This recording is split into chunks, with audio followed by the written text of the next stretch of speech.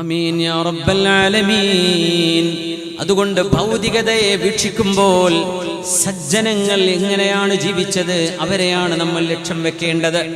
ഹാറൂനിനെ പോലോത്ത സമ്പത്തിന്റെ വാദികളുടെ പിന്നാലെയല്ല ഒരു സത്യവിശ്വാസി പോകുന്നത്.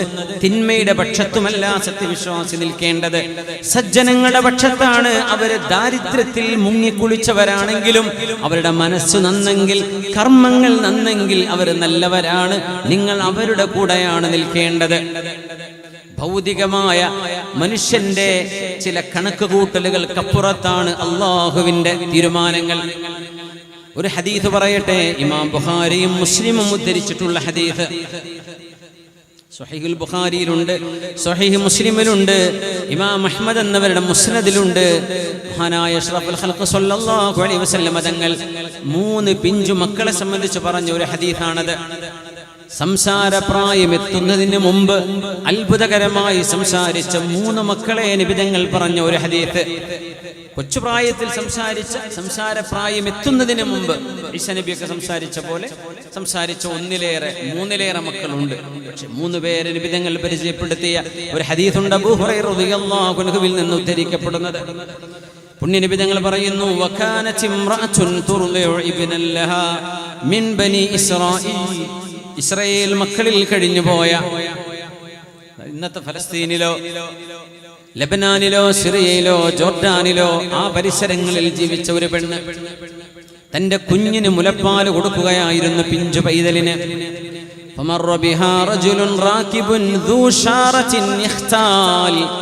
നല്ല ആരോഗ്യമുള്ള മസിലുള്ള ഒരു ചെറുപ്പക്കാരൻ നല്ല മസിലു കാണിച്ച് ഷോ ഓഫ് ചെയ്ത് തന്റെ വീടിന്റെ മുമ്പിലൂടെ ഇങ്ങനെ കടന്നു പോകുമ്പോൾ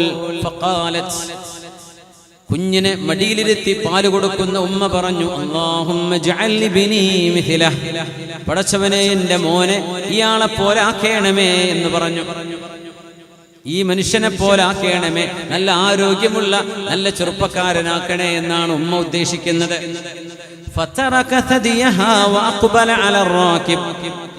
ആ കുഞ്ഞ് തന്റെ പാലുകുടി നിർത്തുകയും ആ പോകുന്ന മനുഷ്യന്റെ മുഖത്തേക്ക് നോക്കുകയും ചെയ്തുകൊണ്ട് പറഞ്ഞു, അല്ലാഹുമ്മ ലാ തജ്അൽനി മിഥ്ലഹു, ആ മനുഷ്യനെ പോലെ എന്നെ ആക്കിക്കളയരുതേ റബ്ബേ. ഇതൊരു അത്ഭുതമാണ്. സംസാരിക്കാൻ പ്രായമായിട്ടില്ലാത്ത കുഞ്ഞ് സംസാരിച്ചു എന്ന് പറയുന്ന ഈ ഹദീസ് ഇമാം ബുഖാരിയും ഇമാം മുസ്ലിമും ഉദ്ധരിച്ച മുത്തഫഖ് അലൈഹിയായ ഹദീസാണ്. നിഷേധിക്കാൻ പറ്റാത്ത പാലുകൂടി നിർത്തിയിട്ട് പറയാം. ഉമ്മ പറഞ്ഞു, എന്റെ കുഞ്ഞിനെ ആ മനുഷ്യനെ പോലെ ആക്കണേ. കുഞ്ഞങ്ങ് മുഖം തിരിച്ച്, ആ മനുഷ്യനെ പോലെ എന്നെ ആക്കല്ലേ റബ്ബേ. പിന്നെ കുട്ടി പാല് കുടിക്കാൻ തുടങ്ങി. കുറെ നേരം കഴിഞ്ഞ് മറ്റൊരു ദിവസം ഒരടിമപ്പെണ്ണിനെ ആ പെണ്ണിന്റെ വീട്ടുകാർ അടിച്ചു കൊണ്ടുപോകുന്നുണ്ട്. വഴിയിലൂടെ തെരുവിലൂടെ ഒരടിമപ്പെണ്ണിനെ ആളുകൾ കൂടി അടിക്കുന്നുണ്ട്. ഫഖാലത് ഉമ്മുഹു, ആ പിഞ്ചു പൈതലിന്റെ ആൺകുട്ടിയുടെ ഉമ്മ പറഞ്ഞു, അല്ലാഹുമ്മ ലാ തജ്അൽ ഇബ്നി മിഥ്ല ഹാദിഹി, പടച്ചവനെ ഈ പെണ്ണിനെ അടി കൊണ്ടുപോകുന്ന ഈ പെണ്ണിനെ പോലെ എന്റെ കുഞ്ഞിനെ ആക്കരുതേ റബ്ബേ എന്ന് ആ പെണ്ണ് ദുആ ചെയ്തു. ഫതറക സദിയഹാ, പാലുകൂടെ നിർത്തിവെച്ചിട്ട് ആ കുഞ്ഞ് പറഞ്ഞു, അല്ലാഹുമ്മ ജഅൽനി മിഥ്ലഹ, പടച്ചവനെ മിഥ്ലഹാ, ആ പെണ്ണിനെ പോലെ എന്നെ ആക്കേണമേ എന്ന് കുട്ടി ദുആ ചെയ്തു. ഉമ്മ ചോദിച്ചു, ലിമദാക്, അനക്ക് പറയണ കുട്ടിയല്ലേ, മറുപടി പറഞ്ഞേക്കും. ലിമദാക്, എന്തിനാ മോനെ? മറ്റൊരാളെ കാണിച്ചപ്പോ അയാളെ പോലെ ആവണമെന്ന് ഞാൻ കൊതിച്ചപ്പോൾ നീ പറഞ്ഞു വേണ്ട എന്ന്, അങ്ങനെ ആവരുത് എന്ന്. ഈ പെണ്ണിനെ പോലെ അടികൊണ്ടു പോകുമ്പോ ഇവളെ പോലെ ആക്കരുതേ എന്ന് പറഞ്ഞപ്പോ അവളെ പോലെ ആക്കണേ എന്ന് നീ പറയുന്നു മോനെ, എന്തേ അതിന് കാരണം? ഫഖാല, ഈ അത്ഭുതമാണ് നബി തങ്ങൾ പറഞ്ഞു കൊടുത്തത്. 3 മക്കൾ പിഞ്ചു പ്രായത്തിൽ സംസാരിച്ചിട്ടുണ്ട്. ഒന്ന് ജുറൈജ് റളിയല്ലാഹു അൻഹുവിന്റെ കഥയിലെ കുഞ്ഞാണ്, മറ്റൊന്ന് അസ്ഹാബുൽ ഖുദൂദിൽപ്പെട്ട ഈ കുണ്ടാരത്തിലേക്ക് ചാടേണ്ടി വന്ന നേരത്തെ കുഞ്ഞ്. പിന്നെ ഈ കുഞ്ഞാണ്. കുഞ്ഞുങ്ങളിൽ സംസാരിച്ചവർ വേറെയുമുണ്ട്. ഈസാ നബി അലൈഹിസ്സലാം ഫിർഔനിന്റെ കാലത്തെ ഫിർഔന്റെ മകൾക്ക് മുടിവാർന്നു കൊടുത്തിരുന്ന മാഷിത എന്ന മഹദിയുടെ കുട്ടി. അവരൊക്കെ സംസാരിച്ചവരാ. പക്ഷേ 3 മക്കളെ നബി തങ്ങൾ പറഞ്ഞ ഹദീസാണിത്. എന്തുകൊണ്ട് മോനെ ആ മനുഷ്യനെ പോലെ ആവരുതെന്നും ഈ പെണ്ണിനെ പോലെ ആവണമെന്നും നീ പറയുന്നു എന്ന് ഉമ്മ കുഞ്ഞിനോട് ചോദിച്ചപ്പോൾ കുഞ്ഞു മറുപടി പറഞ്ഞത്രേ, അറാകിബു ജബ്ബാറും മിനൽ ജബാബിറ. ഉമ്മ, ആ വാഹനപ്പുറത്ത് മസില് കാണിച്ചു പോയ മനുഷ്യൻ ജബ്ബാറും മിനൽ ജബാബിറ. ആര് പറഞ്ഞാലും സത്യം സ്വീകരിക്കാൻ പറ്റാത്ത, സത്യം സ്വീകരിക്കാൻ സന്മനസ്സില്ലാത്ത അഹങ്കാരിയാണ് അയാൾ. അങ്ങനത്തെ ആളെപ്പോലെ ആവണമെന്ന് എങ്ങനെ ഉമ്മ നിങ്ങൾക്ക് പറയാൻ കഴിയും? വഹാദിഹിൽ അമ, എന്നാൽ ഈ അടിമപ്പെണ്ണ് യഖൂലൂന, ആളുകൾ അവരെ പറ്റി പറയുന്നുണ്ട്, സറഖതി, നീ മോഷ്ടിച്ചിട്ടുണ്ട് എന്നവളോട് പറയുന്നു, സനൈതി, നീ വ്യഭിചരിച്ചിട്ടുണ്ട് എന്ന് പറയുന്നു. വലം തഫ്അൽ, ഉമ്മ, ആ പെണ്ണ് നിരപരാധിയാണ്, ആ പെണ്ണതൊന്നും ചെയ്തിട്ടില്ല, ആളുകൾ വെറുതെ ആരോപിക്കുകയാണ്. നല്ലൊരു അല്ലാഹുവിനെ ഭയപ്പെടുന്ന പെണ്ണാണവൾ. എന്നാൽ ജനങ്ങൾ തെറ്റിദ്ധരിച്ചതാണ്. അതുകൊണ്ട് ആ സച്ചരിതയായ പെണ്ണിനെ പോലെ വ്യഭിചാരം ചെയ്യാതെ, മോഷണം ചെയ്യാതെ ജീവിക്കലാണ് അടികൊണ്ടാലും നല്ലത്, സജ്ജനങ്ങളെ പോലെ ജീവിക്കലല്ലയോ. അതുകൊണ്ടാണ് ഉമ്മ ഞാനത് പറയാൻ കാരണമെന്ന് അഷ്റഫുൽ ഖൽഖ് സ്വല്ലല്ലാഹു അലൈഹി വസല്ലം തങ്ങൾ നമുക്ക് വിവരിച്ചു തരുന്നു. അല്ലാഹു നൽകുന്നൊരു സന്ദേശമാണ്. കാലങ്ങളിൽ എവിടെയോ അത്ഭുതങ്ങൾ സംഭവിക്കുമ്പോൾ നുബുവത്തിന്റെ വെളിച്ചത്തിൽ പുണ്യനബി നമുക്ക് പറഞ്ഞു തരുന്ന അറിവുകളാണത്. അല്ലാഹു റബ്ബുൽ ഇസ്സത്ത് ഒരു മനുഷ്യനെ നന്നാക്കുകയാണെങ്കിൽ പ്രത്യക്ഷത്തിൽ നമുക്കറിയാൻ പറ്റാതെ പോയാൽ തന്നെയും നന്മ നന്മ തന്നെയാണ്, സ്വലാഹ് സ്വലാഹ് തന്നെയാണ്, സ്വാലിഹ് സ്വാലിഹാണ്, സ്വാലിഹത്ത് സ്വാലിഹത്ത് തന്നെയാണ്. ആളുകൾ എന്ത് പറഞ്ഞാലും എന്ത് തെറ്റിദ്ധരിച്ചാലും, എന്നാൽ പ്രത്യക്ഷത്തിൽ ആള് നല്ലവനാണെന്ന് തോന്നിയേക്കാം, പക്ഷേ മനസ്സുകൊണ്ട് ധിക്കാരിയാണ്, അല്ലാഹുവിനെ അനുസരിക്കാത്തവരാണെങ്കിൽ അവരെ പോലെ ആവരുത് എന്ന് പഠിപ്പിക്കുകയാണ് പുണ്യനബി സ്വല്ലല്ലാഹു അലൈഹി വസല്ലം. അതുകൊണ്ട് സജ്ജനങ്ങൾ വെളിച്ചം വിതറിയ വഴികളിലൂടെയാണ് നമുക്ക് നടക്കേണ്ടത്. മഹാനായ മുസ്അർ ഇബ്നു ഖുദാം റഹ്മത്തുള്ളാഹി തആല അലൈഹി, മഹാനവറുകൾ ഒരു കാര്യം പറയട്ടെ, ഒരു സംശയവുമില്ലാത്ത ഹലാൽ ഞാൻ പറഞ്ഞു തരാം.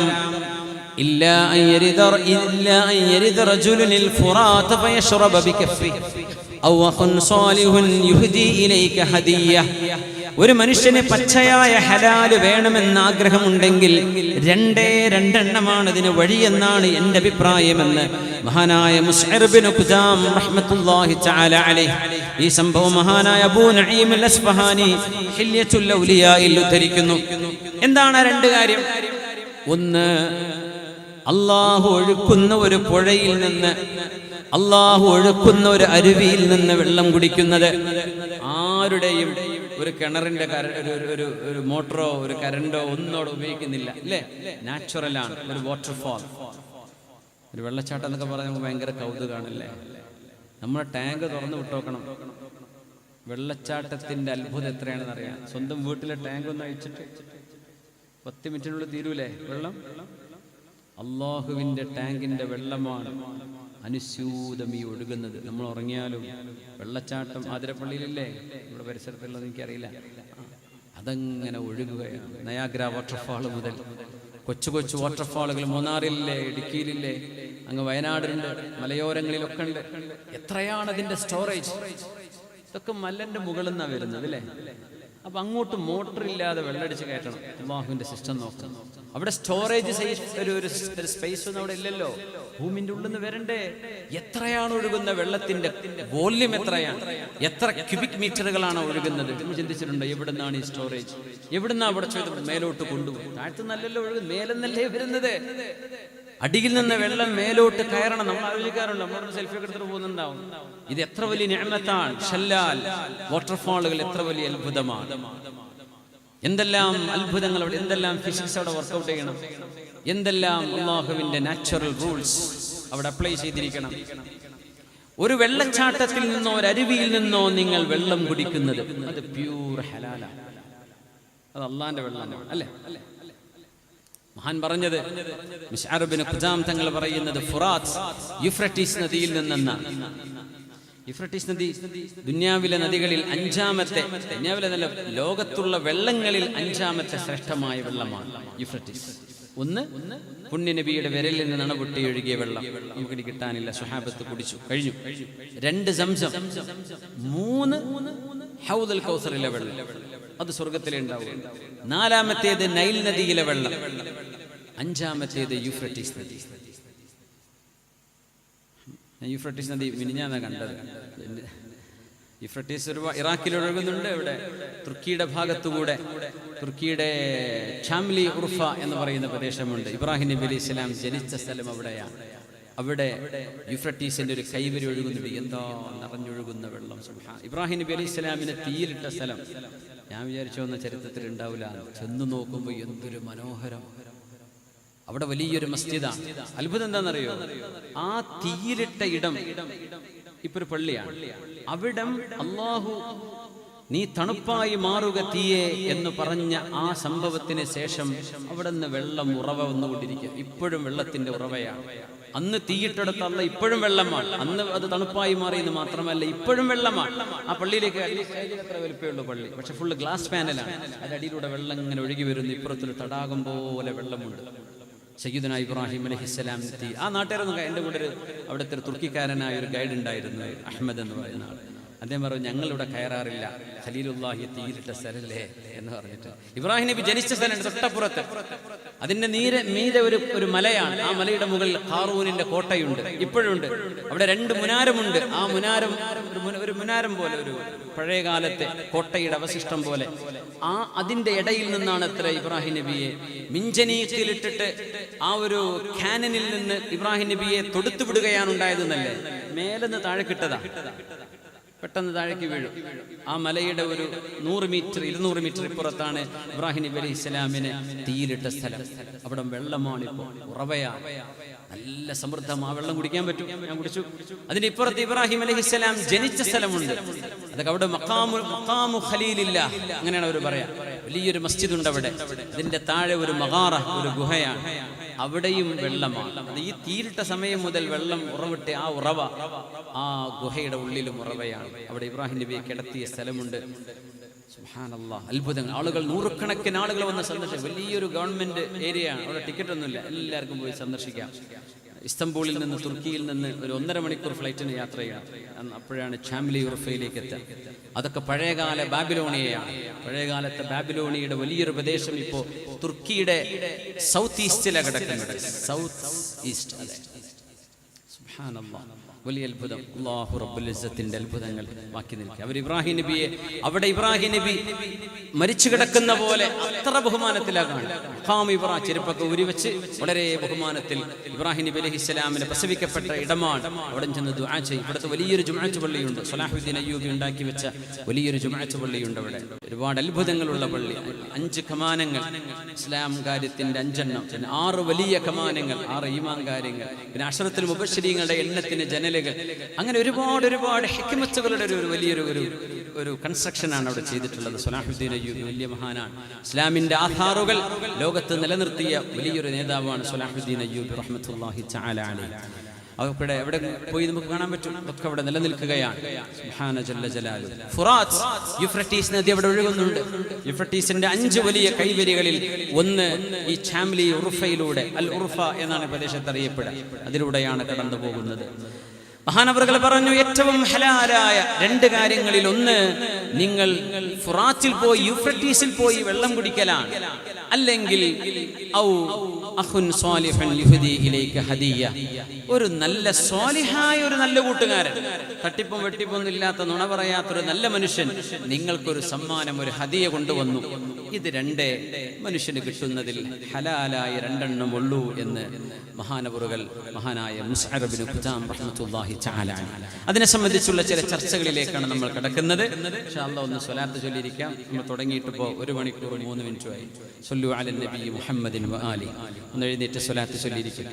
അല്ലാഹുമ്മ സ്വല്ലി അലാ സയ്യിദിനാ മുഹമ്മദിൻ വഅലാ ആലി സയ്യിദിനാ മുഹമ്മദിൻ വബാരിക് വസല്ലിം അലൈഹി. اللهم صل على سيدنا محمد وعلى آل سيدنا محمد وبارك وسلم عليه. اللهم صل على سيدنا محمد وعلى آل سيدنا محمد وبارك وسلم عليه. جزاكم الله خير.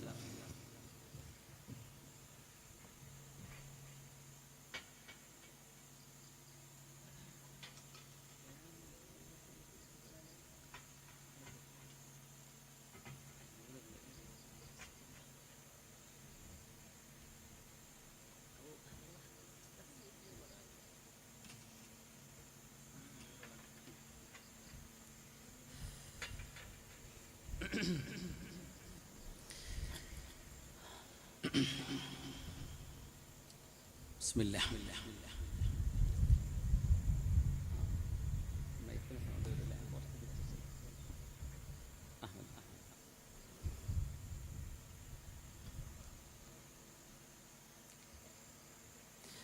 രണ്ട് ഹലാലുകളെ സംബന്ധിച്ചാണ് മഹാനായ മുസ്അർ ബിൻ ഖുജാം റഹ്മത്തുള്ളാഹി അലൈഹി പറയുന്നത്. ഇതിൽ ഒരു ദാനം നൽകുന്നത്, നിങ്ങൾക്കൊരു സമ്മാനം ലഭിക്കുന്നത് പോലും ഒരു സ്വാലിഹായ മനുഷ്യരിൽ നിന്നാവണം എന്നൊരു നിഷ്കർഷത.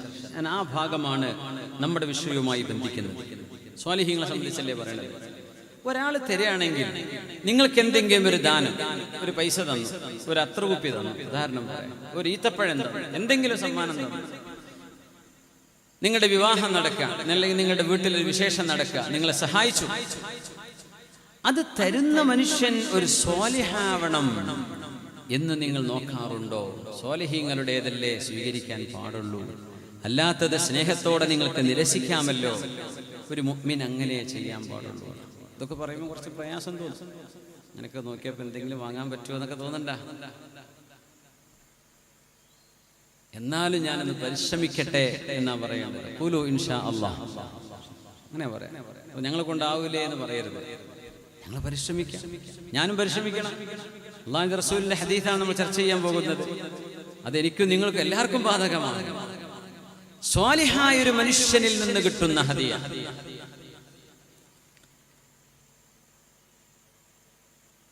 രണ്ട് കാര്യത്തിനാണ് സമ്മാനങ്ങൾ നൽകുക, ഹദിയ നൽകുക. ഒന്ന് സ്നേഹം കൊണ്ട്, വെറും സ്നേഹം മാത്രം, വേറൊന്നും തിരിച്ചു പ്രതീക്ഷിക്കുന്നില്ല. എനിക്ക് ആ വ്യക്തിയെ ഇഷ്ടമാണ്, അപ്പൊ ഞാനൊരു ഹദിയ കൊടുക്കും.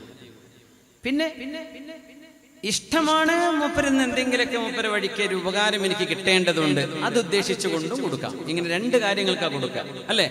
ഒന്ന് സ്നേഹം, മറ്റൊന്ന് എന്തെങ്കിലുമൊക്കെ ഒരു ഉപകാരം അയാൾ വഴി കിട്ടേണ്ടതുണ്ട്, അപ്പൊ കിടക്കട്ടെ, എന്നാ പിന്നെ ആ പേരും വെച്ച് നടക്കാമല്ലോ എന്ന ചിന്തയിലും രണ്ട് കാര്യങ്ങൾക്ക് വേണ്ടിയാണ് കൊടുക്കുക. റസൂലുള്ളാഹി സ്വല്ലല്ലാഹു അലൈഹി വസല്ലം തങ്ങൾ പറയുമായിരുന്നു, തഹാദു ഫഇന്നൽ ഹദിയത തുളഇഫുൽ ഹുബ്ബ്.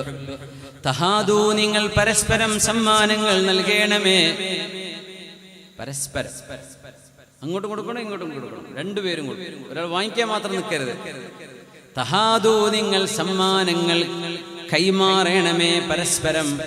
ഇന്നൽ ഹദിയത തുളഇഫുൽ ഹുബ്ബ, കാരണം സമ്മാനങ്ങൾ സ്നേഹത്തെ ഇരട്ടിയാക്കുമെന്ന് പുണ്യ റസൂൽ സ്വല്ലല്ലാഹു അലൈഹി വസല്ലം. സമ്മാനങ്ങൾ സ്നേഹത്തെ ഇരട്ടിയാക്കും. ഹദിയകൾ, ഒരു വീട് കുടിയിരിക്കുന്നു, നമ്മൾ ഹദിയ കൊടുക്കും, അല്ലേ? നമ്മുടെ നിയ്യത്തൊന്ന് നന്നാക്കിയാൽ മതി. കൊടുക്കുമ്പോ എന്താ പറയാ, ഞാൻ ഇപ്പൊ ഒരു കട്ടിൽ കൊടുക്കുന്നുണ്ട്, എന്റെ പോരാപ്പണി നടന്നുകൊണ്ടിരിക്കുക, അപ്പൊ 2 കട്ടിൽ ഇപ്പൊ കിട്ടണം ഇയാളുടെ അടുത്ത് നിന്ന്, അപ്പൊ കിടക്കട്ടെ 1. അത് മോശമാണ്. നിങ്ങളുടെ ഉദ്ദേശം പോയി, കാശ് പോയി. അവിടെ ഉണ്ടാവോ? കാണേയില്ല. ലിസ്റ്റിൽ പോലും അല്ലാഹുവിന്റെ മലക്കൾ എഴുതുന്നില്ല. നേരെ മറിച്ച് എന്റെ കൂട്ടുകാരന് ഒരു ആവശ്യം വന്ന നേരമാണ്, ഞാൻ സഹായിക്കണം. തങ്ങൾ പറഞ്ഞു, നിഅമശ്ശൈഉൽ ഹദിയതു അമാമൽ ഹാജ. ഒരു മനുഷ്യന് ആവശ്യം വരുമ്പോൾ ഏറ്റവും നല്ല ഹദിയ, ഏറ്റവും നല്ലത് ഹദിയയാണ് ഒരു മനുഷ്യന് കൊടുക്കാൻ നല്ലത്. ഒരാവശ്യമുണ്ട് അയാൾക്ക്, ആശുപത്രി കേസുണ്ട്, മരുന്ന് വാങ്ങിക്കണം, ദുർബലനാണ്, ജോലി നഷ്ടപ്പെട്ടിരിക്കുകയാണ്, അസുഖബാധിതനായി വീട്ടിൽ കിടപ്പാണ്. അങ്ങനത്തെ ഒരാൾക്ക് നിങ്ങൾ കൊടുക്കുന്ന ഏറ്റവും നല്ല സാധനം അൽ ഹദിയ, നിങ്ങൾ സമ്മാനമായി കൊടുക്കുന്നതാണ് എന്ന് പുണ്യനബി സ്വല്ലല്ലാഹു അലൈഹി വസല്ലം. എന്നാൽ ദാനം ചെയ്യുമ്പോൾ അയാളിൽ നിന്ന് തിരിച്ചെന്തെങ്കിലും കിട്ടണമെന്നുദ്ദേശിച്ച് ദാനം ചെയ്യാം. ആ കിട്ടണമെന്ന് വിചാരിക്കപ്പെടുന്നതിൽ നല്ലതുമുണ്ട്, ചീത്തയുമുണ്ട്. നല്ലതെന്ത് ഏതുപോലെ എനിക്ക് വേണ്ടി ദുആ ചെയ്യണമേ, ദ്വാരക്കണേ, അല്ലെങ്കിൽ എനിക്ക് എന്തെങ്കിലും പഠിപ്പിച്ചു തരയണമേ, അങ്ങനെ ഏതെങ്കിലും അള്ളാഹു ഇഷ്ടപ്പെടുന്ന ഒരു കാര്യത്തിന് വേണ്ടി നിങ്ങൾ ഹദിയ കൊടുക്കുന്നുണ്ടെങ്കിൽ കുഴപ്പമില്ല. എന്നാൽ അള്ളാഹു ഇഷ്ടപ്പെടാത്ത വല്ലതും ചെയ്യാനാണ് നിങ്ങൾക്ക് ദാനം ചെയ്യുന്നതെങ്കിൽ ആ ദാനം സ്വീകരിക്കരുതേ എന്ന് മഹാനായ റസൂലുള്ളാഹി സ്വല്ലല്ലാഹു അലൈഹി വസല്ലം. നിങ്ങൾക്ക് ഒരാൾ സ്നേഹത്തോടെ ഒരു ദാനം ചെയ്താൽ അതിന് പകരം നിങ്ങൾ കൊടുക്കണമെന്നും പഠിപ്പിച്ചിട്ടുണ്ട് നബി തങ്ങൾ സ്വല്ലല്ലാഹു അലൈഹി വസല്ലം. ആയിഷ ബീവി റളിയല്ലാഹു അൻഹ പറയുന്നു, കാന റസൂലുള്ളാഹി സ്വല്ലല്ലാഹു അലൈഹി വസല്ലം യഖ്ബലുൽ ഹദിയത വയുസീബു അലൈഹാ. നബി തങ്ങൾക്ക് സമ്മാനങ്ങൾ നൽകപ്പെടുമ്പോൾ അത് സ്വീകരിക്കുകയും അതിന് പകരം തിരിച്ചു കൊടുക്കുകയും നബി തങ്ങൾ ചെയ്യുമായിരുന്നു. അങ്ങനെയാണ് അന്ന് നബി തങ്ങൾ ഒരു മലഞ്ചെരുവിലൂടെ യാത്ര ചെയ്യുമ്പോൾ ഒരു അറാബിയുടെ വീട്ടിലേക്ക് കയറി ചെല്ലേണ്ടി വന്നു. മരുഭൂമികളിൽ അറാബികൾ ഉണ്ടാവും, ഇങ്ങനെ കാടിൽ താമസിക്കുന്നവർ. അപ്പൊ ഒരു ഗ്ലാസ് വെള്ളം അല്ലെങ്കിൽ ഒരു കപ്പ് പാല് ഇതൊക്കെ അവിടെ ഉണ്ടാവുള്ളൂ. തങ്ങളവിടെ ചെന്നിറങ്ങിയപ്പോൾ അല്ലാഹുവിന്റെ ഹബീബിനെ ആ മനുഷ്യൻ സഹായിച്ചു. നബി തങ്ങൾക്ക് കുടിക്കാൻ കൊടുത്തു, കഴിക്കാൻ കൊടുത്തു അയാളുടെ അടുത്തുള്ളത്. തങ്ങൾ പറഞ്ഞു, നിങ്ങൾ മദീനയിലേക്ക് വന്നാൽ എന്നെ ഒന്ന് കാണണേ എന്ന് നബി തങ്ങൾ പറയുകയും ചെയ്തു. എന്തിനെന്നറിയോ? തങ്ങൾക്ക് ചെയ്തു കൊടുത്തതിന് പകരം ചെയ്യാൻ. നിങ്ങളുടെ അടുത്ത് അപ്പൊ ഒന്നുമില്ല, യാത്രയിലാണ്. നിങ്ങൾ മദീനത്ത് വരുമ്പോഴേ എന്നെ ഒന്ന് കാണാതെ പോകരുതേ, എന്നെ വന്ന് കാണണം. ആ മനുഷ്യൻ വന്നു മദീനത്തേക്ക്, തങ്ങളുടെ അടുത്ത് വന്നു. തങ്ങളോട് പറഞ്ഞു, നബിയെ ഓർമ്മയുണ്ടോ അന്ന് മരുഭൂമിയിൽ? ആ ഓർമ്മയുണ്ട്, ഓർമ്മയുണ്ട്, ഓർമ്മയുണ്ട്. സല്ലി ഹാജതക, എന്താണ് നിങ്ങൾക്ക് വേണ്ടത് എന്ന് ചോദിച്ചോളൂ. അവർ പറഞ്ഞു, നബി എനിക്ക് പോകാൻ ഒട്ടകം വേണം, വാഹനം വേണം. അങ്ങനെയുണ്ട്, നാട്ടിക്ക് വന്ന് വിരുന്ന് വന്നതാ. എന്താ വേണ്ടത്? എനിക്കൊരു സ്വിഫ്റ്റ് കാർ വാങ്ങി തന്നാ കുഴപ്പമില്ല. അന്നത്തെ കാറല്ലേ ഒട്ടകം എന്ന് പറഞ്ഞാൽ. നബിയോട് ചോദിക്കുക സല്ലല്ലാഹു അലൈഹി വസല്ലം, ബസ്സിന് പോകാൻ ബസ് ഫെയർ അല്ലേ ചോദിച്ചത്, എനിക്ക് വാഹനം വേണം. തങ്ങളെ സ്വഹാബികളോട് സഹായിക്കാൻ പറഞ്ഞു. ഒരു ഒട്ടകം റെഡിയായി. എന്തിനാ ഇതൊക്കെ ചെയ്യുന്നറിയോ? തങ്ങൾ ഇങ്ങോട്ട് സഹായിച്ചതല്ലേ, അതിന് പകരം ചെയ്തു കൊടുക്കുക. വീണ്ടും പറഞ്ഞു, സല്ലി ഹാജതക, നിങ്ങൾക്ക് എന്താണ് വേണ്ടത് എന്ന് പറഞ്ഞു തരൂ. പറഞ്ഞു, നബി എനിക്ക് വളർത്താൻ കുറച്ച് ആടുകളെ വേണം. കുറച്ച് ആടുകളെ. അറാബിയാണ്, ചോദിക്കുന്ന കൈ കണക്കൊന്നുമില്ല. തങ്ങൾ കുറച്ച് ആടുകളെ സംഘടിപ്പിച്ചു. തങ്ങൾ ചോദിച്ചു, വീണ്ടും ഇനി എന്താ വേണ്ടത്? നബിയെ ഒരു നായ വേണം, ഈ ആടുകളൊക്കെ നോക്കാൻ ഒരു നായ വേണം. ആടുകളൊക്കെ കന്നുകാലികളെ നോക്കാൻ ട്രെയിൻ ചെയ്യപ്പെട്ട നായകൾ, മുഖല്ലിബീൻ ഖുർആൻ പറഞ്ഞില്ലേ, അങ്ങനത്തെ നായകൾ, കൃഷിക്ക് ഉപയോഗിക്കുന്ന നായകൾ, കൃഷി സംരക്ഷിക്കാൻ. അതും തങ്ങൾ സംഘടിപ്പിച്ചു കൊടുത്തു. എന്നിട്ട് തങ്ങളുടെ മനസ്സിലൊരു വിഷമം, ഈ മനുഷ്യനോട് എന്താ വേണ്ടത് എന്ന് ചോദിക്കുമ്പോൾ, നബിയെ എനിക്ക് സ്വർഗം വേണം, എനിക്ക് അള്ളാന്റെ അടുത്ത് എത്തണം, അങ്ങയുടെ കൂടെ ഇങ്ങനെയൊക്കെ ചോദിക്കാമായിരുന്നല്ലോ. അളവൊന്ന് നായ വേണം, ആട് വേണം, ഒട്ടകം വേണം. തങ്ങൾ പറഞ്ഞു, നിങ്ങൾക്ക് എന്തേ മൂസ നബി അലൈഹിസ്സലാമിന്റെ കാലത്തെ മൂസ നബി അലൈഹിസ്സലാമിന്റെ കാലത്തെ ആ ഒരു വൃദ്ധയായ പെണ്ണിനെ പോലെ ആവാൻ നിങ്ങൾക്ക് എന്തേ പ്രയാസം? സ്വഹാബി, എന്താ നബി ആ വൃദ്ധയുടെ കഥ? ചരിത്രം നമ്മൾ ഒരു വേളയിൽ സൂചിപ്പിച്ചിട്ടുണ്ടായിരുന്നു, എന്നാലും മറന്നുപോയെങ്കിൽ ഓർപ്പിക്കാം. എന്താണ് ആ വൃദ്ധയുടെ കഥ നബിയെ? ആ പെണ്ണിനെ പോലെ നിങ്ങൾക്ക് ആയിക്കൂടെ? എന്താ നബി ആ പെണ്ണ് ചെയ്തത്? നബിയുല്ലാഹി യൂസുഫ് അലൈഹിസ്സലാം മരണപ്പെടുകയും മഹാനവറുകളെ നൈൽ നദിയുടെ ഒരു കരയിൽ കൊണ്ടുപോയി മറവ് ചെയ്യുകയും ചെയ്തപ്പോൾ യൂസുഫ് നബി അലൈഹിസ്സലാം നൈൽ നദിയുടെ ഇക്കര നിന്നപ്പോൾ അവിടെ ഭയങ്കര ബർക്കത്തായിരുന്നു. അപ്പൊ ഇപ്പുറത്തെ നാട്ടുകാർ പറഞ്ഞു, ഞങ്ങളുടെ ഇങ്ങോട്ട് വരണം. നൈൽ നദിയുടെ പടിഞ്ഞാറ് ഭാഗമാണ് ജീസ, പിരമിഡൊക്കെ ഉള്ളത് നൈൽ നദിയുടെ പടിഞ്ഞാറ് ഭാഗത്താണ്. അവിടെയാണ് രാജാക്കന്മാരുടെ ഖബറാണ് ഈ പിരമിഡ് എന്ന് പറഞ്ഞാൽ ഉള്ളിൽ വയ്യത്ത വെക്കുക. ഇപ്പുറത്ത് നൈൽ നദിയുടെ കിഴക്ക് ഭാഗമാണ് രാജാക്കന്മാർ താമസിച്ച സ്ഥലം. അവര് കിഴക്ക് ഭാഗം ഉദയമാണ്, ഉയർച്ചയാണ്, അവിടെ താമസിക്കുന്നത്. അസ്തമയം മരണമല്ലേ, അവിടെ ഖബറായിക്കോട്ടെ. അങ്ങനെയാണ് പടിഞ്ഞാറ് ഭാഗം ഖബറിന് അവരാക്കിയത്. പിരമിഡുകളൊക്കെ കാണുന്ന നൈൽ നദിയുടെ പടിഞ്ഞാറ് ഭാഗത്താണ് കാണാം. ഇരിക്കട്ടെ. അപ്പൊ ഇപ്പുറത്തെ മഹല്ലേര് പറഞ്ഞു, യൂസുഫ് നബി ഞങ്ങളെ നാട്ടിൽ വന്ന് വരിങ്ങൾ ജീവിച്ചിരിക്കുമ്പോൾ ഞങ്ങൾക്കും വേണം ബർക്കത്ത്. അപ്പൊ യൂസുഫ് നബി ഇപ്പുറത്ത് വന്നു. അവിടെ ഭയങ്കര ബർക്കത്തായി. യൂസുഫ് നബി അലൈഹിസ്സലാം വഫാത്താവുകയാണ്. മയ്യത്ത് എവിടെ വെക്കണം? ഇക്കരക്കാർ പറഞ്ഞു ഞങ്ങൾ വിട്ടുതരില്ല, അക്കരക്കാർ പറഞ്ഞു ഞങ്ങൾക്ക് വേണം, ഞങ്ങൾ വിട്ടുതരില്ല, ഞങ്ങളുടെ നാട്ടിലല്ലേ മുമ്പുണ്ടായിരുന്നത്, ഞങ്ങളുടെ നാട്ടിലല്ലേ പഴയ മുദ്രസല്ലേ, ഞങ്ങൾക്ക് വേണം. മറ്റൊരു ഞങ്ങളുടെ നാട്ടിലല്ലേ അവസാനം വന്ന് തീർച്ചെടുത്തത്, ഞങ്ങൾക്ക് വേണം. അങ്ങനെ അവസാനം രണ്ടു കൂട്ടർക്കും ആ ബറക്കത്ത് കിട്ടാൻ വേണ്ടി നൈൽ നദിയുടെ മധ്യത്തിൽ കുറെ ചെറിയ ചെറിയ ദ്വീപുകൾ പോലെ ഉണ്ട്. ഇന്ന് ചെന്ന കെയ്റോ നഗരത്തിലെ നൈൽ നദിയുടെ നടുവിൽ വരെ ഇങ്ങനത്തെ കൊച്ചു കൊച്ചു ദ്വീപുകളുണ്ട്. നൈൽ നദി വിശാലമായ വെള്ളമുള്ള നദിയാണ്. അറിയാലോ, 6600 കിലോമീറ്റർ ഓടുന്ന ലോകത്ത് ഒരേ ഒരു തെക്ക് നിന്ന് വടക്കോട്ടൊഴുകുന്ന നദിയാണ്. ഭയങ്കര അത്ഭുതമുള്ള നദിയാണത്. എല്ലാ നദികളും വടക്കും തെക്കോട്ടാ ഒഴുകുക. ഇത് തെക്ക് നിന്ന് വടക്കോട്ടൊഴുകുന്ന നദിയാണ്. The longest river ever in the world. ഏതായിരുന്നാലും യൂസുഫ് നബി മറവ് ചെയ്തത് നൈൽ നദിയുടെ മധ്യത്തിൽ എവിടെയോ ആണ്. അതൊരു ഉമ്മക്ക് അറിയുള്ളൂ. മൂസ നബി അലൈഹിസ്സലാമിന്റെ കാലം. മൂസ നബി അലൈഹിസ്സലാം ഫലസ്തീനിലേക്ക് പോകുമ്പോൾ അള്ളാഹുവിന്റെ വഹി വന്നു. അന്ന് ജനങ്ങൾ പറഞ്ഞു, മൂസ നബിയെ നമ്മളൊക്കെ യാത്രയാവുകയാണെങ്കിൽ യൂസുഫ് നബി അലൈഹിസ്സലാമിന്റെ താബൂത്ത്, മഹാനവറുകളെ ഒരു പെട്ടിയിലാക്കിയിട്ടാണ് മറവ് ചെയ്തത്. ചെളിയിലാണല്ലോ മറവ് ചെയ്തത്. ആ പെട്ടിയും കൊണ്ടുപോകണം. അവരുടെ വാപ്പ വല്ലിപ്പമാര് താമസിക്കുന്നത് ഹിബ്രോണിലാണ്, അൽ ഖലീലിലാണ്, ഫലസ്തീനിൽ. അവിടെ കൊണ്ടുപോയി മറവ് ചെയ്യണമെന്ന വസിയ്യത്തുണ്ട്. മൂസാ നബിക്ക് വഹി കിട്ടി, അങ്ങനെ തന്നെയാണ് വേണ്ടത്. അപ്പൊ ഇത് എടുക്കണം. യൂസുഫ് നബി അലൈഹിസ്സലാമിന്റെ ഒരുപാട് മരണശേഷം വലിയൊരു അത്ഭുതമാണ്. കിതാബുകളിലൊക്കെ അതിന് വിശദീകരണം കാണാൻ പറ്റും. എവിടെയാണ് ഈ ഖബർ? ആർക്കും അറിയണില്ല.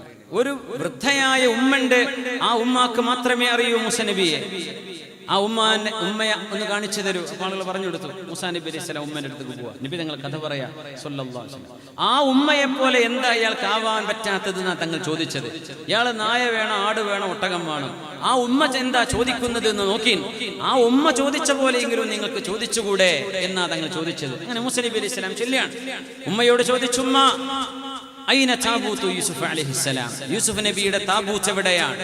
യൂസുഫ് നബിയെ മറവ് ചെയ്ത ആ ഒരു ഖബർ എവിടെയാണ്? ഉമ്മ പറഞ്ഞു, ഞാൻ നിങ്ങൾക്ക് അറിയിച്ചു തരണമെങ്കിൽ ഒരു ഷർത്തുണ്ട്, ഒരു നിബന്ധനയുണ്ട്. എന്താ? ഞാൻ ചോദിക്കണത് തരേണ്ടി വരും. പൊന്നാരമ്മാങ്ങൾ എന്താ ചോദിക്കാൻ പോകുന്നത്? നിങ്ങൾ തരുമെന്ന് ഉറപ്പുതാ എന്നാ ഞാൻ പറഞ്ഞുതരാം. ചോദിച്ചോളൂ. മൂസ നബിയേ,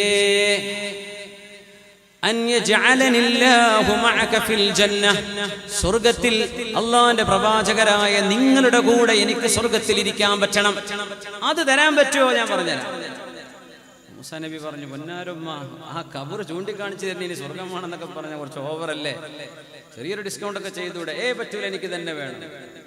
അള്ളാഹുവിന്റെ വഹി വന്നു. ഔഹല്ലാഹു ഇലാ മൂസ അൻ ഖുൽ ലഹാ, മൂസ നബിയെ ആ പെണ്ണിനോട് പറഞ്ഞോളൂ, അൻതി റഫീഖി ഫിൽ ജന്ന, നിങ്ങൾ എൻ്റെ കൂടെ സ്വർഗ്ഗത്തിലുണ്ട് എന്ന് പറഞ്ഞോളൂ മൂസ നബിയെ. ഫദല്ലത് അലാ ഖബരി. ആ നേരം മൂസ നബി പറഞ്ഞു, എന്നാ ശരി, ഞാൻ അല്ലാഹുവിനോട് ദുആ ചെയ്യാം, സ്വർഗ്ഗം തരാം എന്ന് പറഞ്ഞിരും ഖബർ. അങ്ങനെ താബൂത്ത് കാണിച്ചു കൊടുത്തു. അതും ചുമന്ന് സീനാ മരുഭൂമിയിലൂടെ 1000ഓളം കിലോമീറ്റർ യാത്ര ചെയ്ത് ഇന്ന് യൂസുഫ് നബി അലൈഹി സ്വലാം കിടക്കുന്നത് സ്വന്തം വാപ്പയുടെ, വല്യാപ്പാന്റെ, അവരുടെ വാപ്പയുടെ കാലിന്റെ ചുവട്ടിലാണ്.